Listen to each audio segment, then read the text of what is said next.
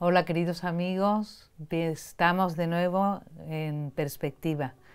Hoy tenemos un invitado muy de actualidad porque el tema es objeción de conciencia en el personal sanitario. Vamos a estar con Manuel, el doctor Manuel Martínez Sellés, que es presidente del Ilustre Colegio Oficial de Médicos de Madrid, aparte de catedrático de Medicina en la Universidad Europea de Madrid. Trabaja también en el Servicio de Cardiología del Hospital Gregorio Marañón, es presidente de la Sociedad Española de Infecciones Cardiovasculares, electo. Y bueno, no voy a seguir porque tiene un currículum muy amplio y queremos ir al tema para no demorarnos. Manuel, ¿cómo estás? Hola, muy bien, gracias.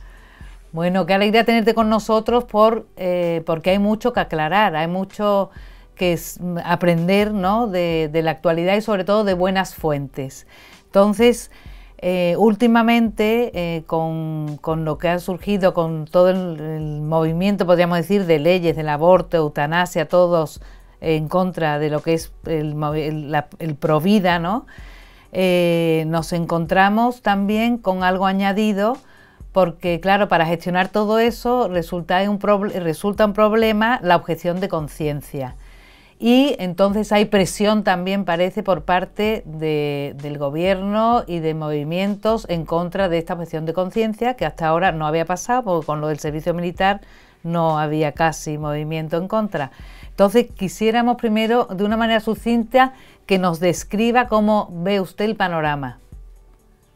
Bueno, lo primero que me gustaría aclarar es que la objeción de conciencia es un derecho fundamental. Es un derecho fundamental que está reconocido no solo en la Constitución española, sino también por parte de las instituciones europeas de justicia. Y por lo tanto, es un derecho que todos tenemos la responsabilidad de garantizar. Las recientes declaraciones respecto a la posibilidad de limitar o regular dicho derecho, la verdad es que son preocupantes. Lo primero porque el Tribunal Constitucional ya ha dictaminado que es un derecho que no se puede ni debe regular, ni mucho menos limitar. Y lo segundo porque yo creo que abre la puerta a intentar convocar plazas en los hospitales para no objetores, que sería también algo ilegal, porque si se convoca una plaza para no objetores, se está discriminando a los médicos que hacen objeción, cosa que no se puede realizar. Pero si me preguntan por dónde van los tiros, mi principal temor ahora sería este, ¿no? Pues que se quiera, teniendo en cuenta que en la mayoría de hospitales públicos no están encontrando voluntarios que hagan abortos y creo que en el caso de la eutanasia se va a dar una situación similar.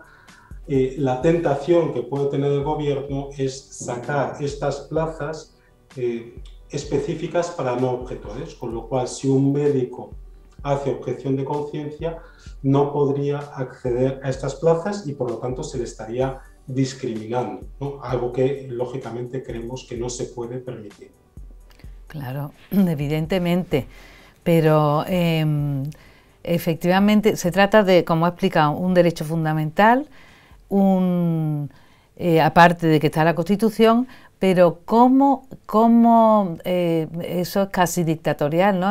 O sea, si el gobierno transgrede esto, sería gravísimo porque es atentar contra la libertad misma del hombre, ¿no?, de su conciencia. ¿Esto cómo lo explica el gobierno? Bueno, el gobierno como tal todavía no se ha pronunciado. Si hay unas declaraciones de una ministra en este sentido, pero bueno, yo como he dicho antes, el derecho a la objeción de conciencia tiene unos fundamentos tan sólidos que o me cuesta pensar que se pueda ir contra este derecho. Como he dicho antes, no solo en nuestra Constitución, sino también en la Carta Europea de Derechos Humanos se garantiza este derecho a la objeción de conciencia.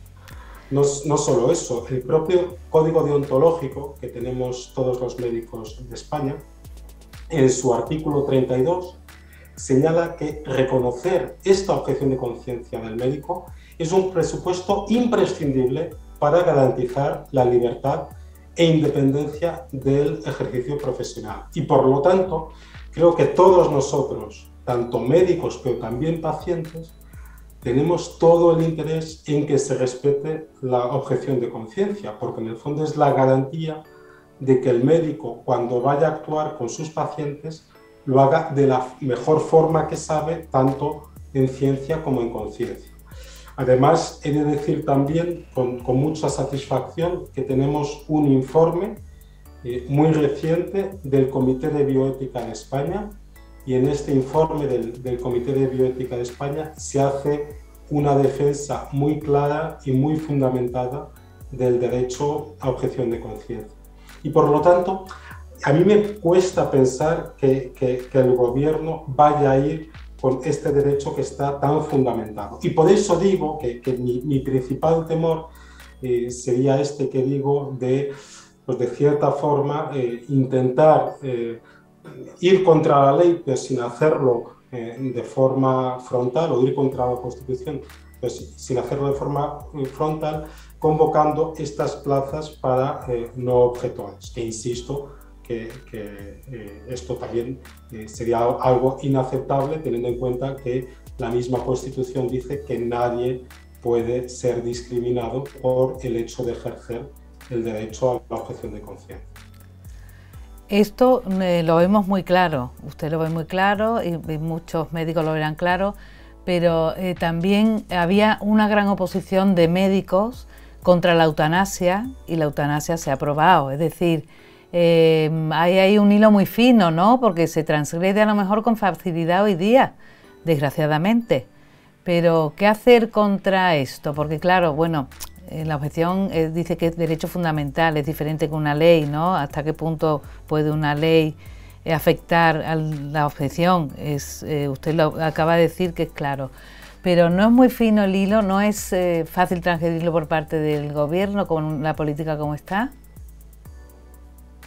Bueno, yo lo primero, como he intentado aclarar antes, creo que la defensa de la objeción de conciencia no es algo que deba ser exclusivo de los profesionales. Creo que también a todos nosotros, como pacientes o enfermos potenciales, nos interesa que se respete la objeción de conciencia. Y por lo tanto, yo creo que nuestra sociedad no puede permitir un ataque a estos derechos fundamentales, y esto tiene que llevar a una profunda reflexión.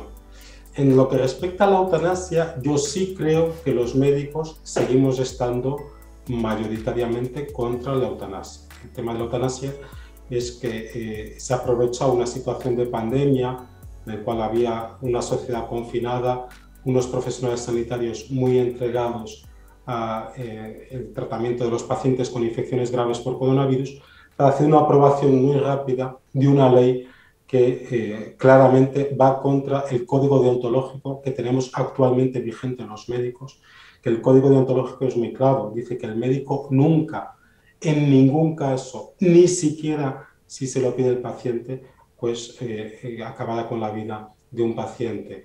Y por lo tanto, yo creo que el hecho de que se haya aprobado esta ley de la eutanasia no significa que la profesión médica de forma mayoritaria esté a favor de la eutanasia en este momento. Si es verdad que yo creo que hay una intención clara de intentar cambiar la visión de la eutanasia, entre otras cosas, pues presentando una dualidad de eutanasia o sufrimiento, como si no hubiese la opción que es la que es aceptable y correcta desde el punto de vista ético y deontológico de los cuidados paliativos. Sí, claro, con la demagogia que normalmente se hace, claro, para movilizar la sociedad hacia lo que ellos piensan. Pero, y también yo creo que en periódicos vemos continuamente muchas veces decir eso, como si con estas objeciones, como hay en hospitales que no se atienden a los abortos, bueno, que le llaman de interrupción voluntaria del embarazo, o sobre todo abortos, quieren llevar también quizá, y a ver si nos aclara, a que sea como una desobediencia civil, porque las personas que quieren abortar por ley pueden abortar, pero no reciben ese derecho que tienen a poder hacerlo, porque hay en ciertos hospitales que no existe, que por la objeción no lo hacen. Bueno, y yo lo primero que tengo que aclarar es que me parece muy comprensible que los ginecólogos, que son precisamente los médicos que están viendo en su día a día la realidad de la vida intrauterina, es decir, un obstetra, un ginecólogo es muy consciente de esta realidad de la vida intrauterina, con lo cual me parece pues, que ya simplemente es un motivo para explicar por qué la gran mayoría de ginecólogos, de hecho la mayoría son mujeres, la gran mayoría de ginecólogos, tanto mujeres como varones, pues son objetores de conciencia, porque a ellos no se les puede engañar diciendo que es un amasijo de células, etc.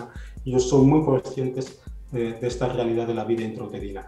Y por lo tanto, lo que sucede en muchos hospitales de España es que si una mujer va a abortar a un hospital, muchos de ellos hospitales públicos, aunque también hospitales privados, pues lo que se les dice es que en el hospital no se le ofrece esa prestación, ¿de acuerdo?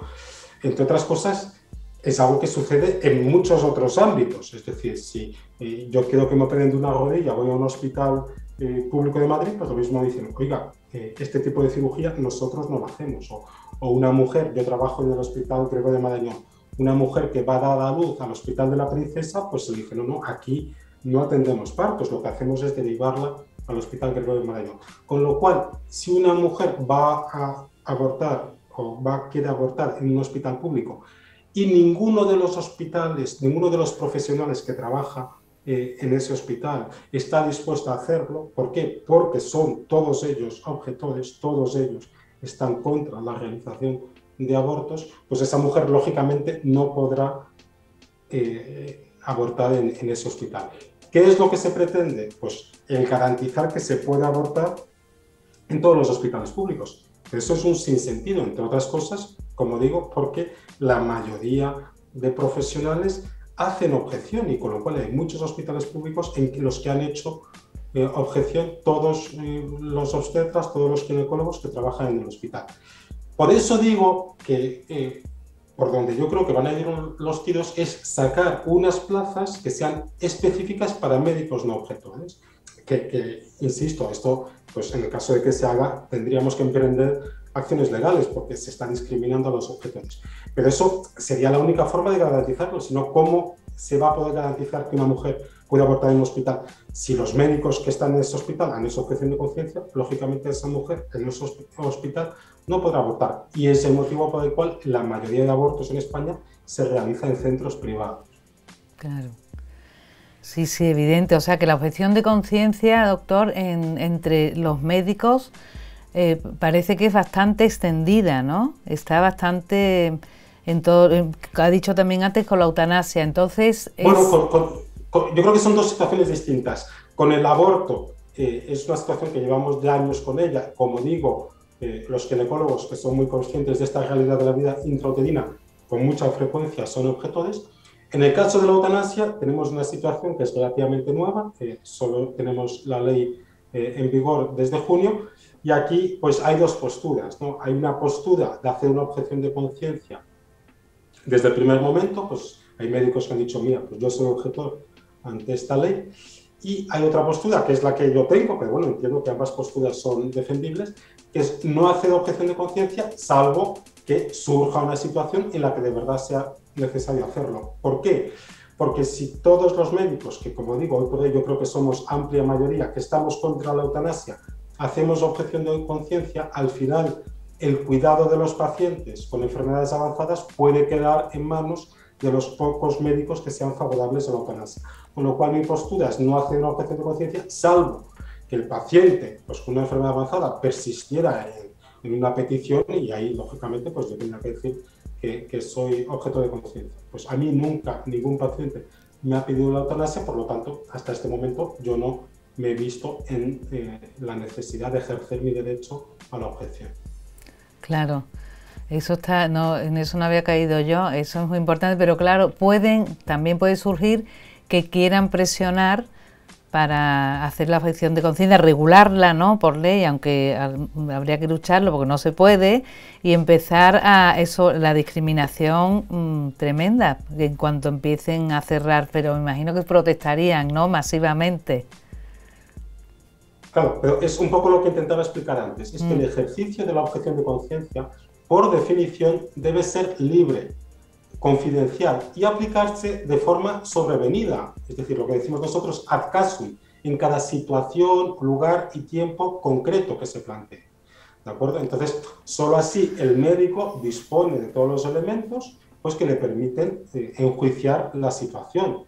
Y por lo tanto, yo no creo que sea necesario hacer una objeción de conciencia a priori, entre otras cosas, porque a muchos médicos nunca se les va a dar esta situación. Y en el caso de que se dé la situación y el paciente persistiera en esa petición, ahí sería cuando el profesional tendría que hacer su manifestación de su derecho, de acogerse al derecho a objeción de conciencia, ¿no? Claro. Y nosotros nos ha dicho ya que el paciente tendría que también hacer fuerza, ¿no?, como objetor, o sea que aunar fuerza. Pero los médicos están haciendo algo, como dice que los tiros van por ahí, se están haciendo en la praxis adelantos, como quien dijéramos, preparando terreno para el combate. Sí, bueno, por aclarar, yo no he dicho que el paciente tenga que hacer objeción. El paciente sí puede hacer muchas cosas, y por ejemplo, todo el tema de testamentos vitales, de documentos de voluntades anticipadas, en las que se puede especificar que en ningún caso se desea pues, que los profesionales hagan eutanasia, ¿no? Esto es algo que sí pueden hacer los pacientes, ¿no? Yo lo que creo es que poner trabas a la objeción de conciencia de los profesionales, pues lo primero es amordazar a los que piensan distinto. Pero es que además se compromete la libertad del profesional y por lo tanto es un ataque frontal a la relación de respeto y de confianza entre el médico y el paciente. Bueno, y desde los colegios de médicos yo creo que ha habido muchas manifestaciones contra la nueva ley. Nosotros lo hemos hecho desde el Colegio de Médicos de Madrid, también con el Colegio de Farmacéuticos, con el Colegio de Odontólogos, pero lo han hecho muchos otros colegios de médicos, todos los colegios de médicos de Andalucía, Asturias, Baleares. Bueno, no me quiero especificar porque hay varios, ¿no? Y desde luego la Organización Médica Colegiada, el Consejo General de Colegios de Médicos, pues que garantiza que la medicina se ejerza desde un punto de vista ético de forma adecuada en España, en una declaración reciente del 2018, pues vino a hablar de la vigencia de nuestro código deontológico, que de forma clara y explícita prohíbe la realización de la eutanasia. Claro, pero aún así, a pesar de toda la pronunciación de los médicos, toda la lucha que ha habido, se aprobó la ley, desgraciadamente. Entonces, no sé, ¿qué más fuerza se puede hacer? La ley indudablemente está aprobada. Claro. Lo cual no significa que esa ley que está aprobada pues va contra no solo el código deontológico, como he comentado, contra el juramento hipocrático y sus actualizaciones con las declaraciones de Ginebra. Va también contra el criterio de la Asociación Médica Mundial. Es decir, que es una ley que se ha aprobado a espaldas y contra el criterio de los profesionales. Pero efectivamente la ley ya está vigente y nuestro propio código deontológico indica que un médico que tenga una acción que sea criticable desde el punto de vista deontológico, no se le puede condenar si actúa amparado por la ley. Es decir, que hoy en día ya un médico que practica eutanasia en España, solo hay 5 países o 5 sitios, si consideramos al Benelux como un sitio, pues en Bélgica, Holanda, Luxemburgo, y España serían los 2 únicos sitios en la Unión Europea donde se puede realizar eutanasia, y en el resto del mundo pues tendríamos Canadá, Colombia y próximamente también tendremos Nueva Zelanda, ¿no? Pero bueno, ya simplemente esto sería un motivo de reflexión, ¿no? El hecho de que la eutanasia se permita en tan pocos países. Pero lo que estaba comentando, un médico que practique eutanasia hoy en España es una práctica que va contra el código deontológico, pero no puede ser sancionado. ¿Por qué? Porque ese médico está amparado por la ley. Sí, desgraciadamente es difícil, qué difícil situación. Entonces, en la objeción de conciencia está clarísimo que es un derecho fundamental, nos deja claro, pero nos queda poco tiempo. Me gustaría que se dirigiera a los telespectadores y a la gente que nos esté oyendo para saber si nosotros podemos aportar en la sociedad o qué podemos sugerir, cómo podemos en esta situación que existe actualmente y que a pesar de todo nos atropellan con leyes que no queremos, a lo mejor, si podemos hacer algo o qué es lo que tenemos que tener claro. Perfecto.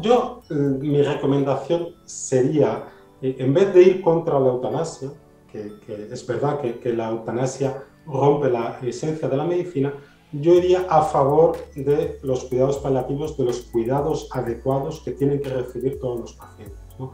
Nosotros, desde el Colegio de Médicos, también con la Organización Médica Colegial, con la plataforma de organizaciones de pacientes, con el Colegio de Enfermería, de farmacéuticos, con la Sociedad Española de Anestesia y Reanimación, etcétera, muchas otras sociedades científicas y organizaciones de pacientes, lo que estamos proponiendo es una campaña que hemos llamado Cuidados de principio a fin, ¿no? Cuidados de principio a fin. Además, hay una página web en la que uno se puede adherir a esa campaña. ¿Qué es lo que intentamos ahí? El asegurar que todos los pacientes reciban los cuidados que necesitan. Para que nos hagamos una idea de nuestra situación, se recomiendan 2 servicios de cuidados paliativos por cada 100.000 habitantes. En España tenemos 0,6. Es decir, no tenemos ni siquiera 1/3 de los servicios de cuidados paliativos que se recomiendan. Para que nos hagamos una idea de nuestra situación, pues estamos en la lista de países respecto a los cuidados paliativos, en el último Atlas Europeo de Cuidados Paliativos, estamos entre Moldavia y Georgia. Es decir, tenemos un amplio margen de mejora y por lo tanto yo lo que creo que tenemos que hacer es asegurar unos buenos cuidados, que todos los pacientes reciban los cuidados que necesitan. Si hacemos eso, las peticiones de eutanasia que surgirán van a ser muchas menos, porque claro, a mí me parece una situación particularmente cruel el hecho de que tengamos a miles de pacientes que no están recibiendo cuidados paliativos adecuados y la única alternativa que se dé sea la eutanasia, ¿de acuerdo? ¿Qué tenemos que hacer, tanto nosotros como profesionales, como qué tiene que hacer la sociedad? Pues exigir que los pacientes reciban los cuidados que necesitan. ¿Y dirigirnos en el hospital se puede protestar de alguna manera o aportar, dirigirse bueno, en el hospital, como decía, yo creo que da mucha seguridad. Ya antes de estar esta ley en vigor, creo que eran útiles, pero eran mucho más útiles, lo que se llaman los documentos de voluntades anticipadas o testamentos vitales. Estos documentos lo que permiten es de forma clara, explícita, solicitar que en ningún caso se nos aplique la eutanasia. Y por lo tanto creo que rellenar este tipo de documentos, que es muy fácil hacerlo, simplemente se necesitan 2 testigos. Si alguien no tiene, creo que es raro alguien que no consiga 2 testigos, pues también lo puede hacer ante notario. Y ahí es una garantía de que el día de mañana, si vamos a un hospital, a una residencia de ancianos o si estamos en nuestro domicilio de enfermos y tenemos este documento relleno, es una garantía de que no nos van a aplicar la eutanasia. Y sobre la objeción de conciencia, por si se oye, queda claro que es un derecho fundamental, que es inamovible, ¿no? Respetando la libertad de conciencia de cada persona. Desde luego, y es que, como digo, la objeción de conciencia, me extraña que el gobierno se vaya a meter directamente con la objeción de conciencia. Ya digo que si lo hace estaría yendo no solo contra la Constitución, sino contra la Carta Europea de Derechos Humanos. No creo que hagan eso. Ahora, mi temor es que de cierta forma vayan a intentar garantizar contrataciones de no objetores en los hospitales públicos, que es algo que también va contra el derecho que tienen los objetores a no ser discriminados, ¿no? Pero este es mi principal temor en este momento. Bueno, pues me imagino que desde donde está, desde su presidencia, lo luchará. Nosotros apoyaremos si lanzan a los medios pues peticiones, ¿no? Apoyar, no podemos hacer otra cosa, ¿no? Aparte de cuando hablemos aclarar. Pues lo agradezco mucho. Nosotros desde el colegio recientemente, hace menos de un mes, sí lanzamos un comunicado sobre la objeción de conciencia. Esto está en la página web del colegio, lo mandamos a los distintos medios y básicamente en ese comunicado lo que mostramos es los fundamentos tan sólidos que tiene el derecho a la objeción de conciencia, ¿no? Un poco alertando por si alguien tiene la tentación de regular o limitar este derecho, que sepa que se va a encontrar con nuestra franca oposición. Muy bien, pues doctor, muchísimas gracias por hacer estas aclaraciones, por darnos su opinión y por ponerlos al día en toda la situación como la tenemos hoy. Pues nos despedimos y nada, animaos a apoyar siempre los difundidos, a estar pendientes de lo que ellos en el Colegio de Médicos nos pida en este apoyo hacia lo que es los cuidados paliativos, la objeción de conciencia y cosas que han quedado tan claras hoy en esta conversación con el doctor Manuel Martínez Sellés. Muchas gracias.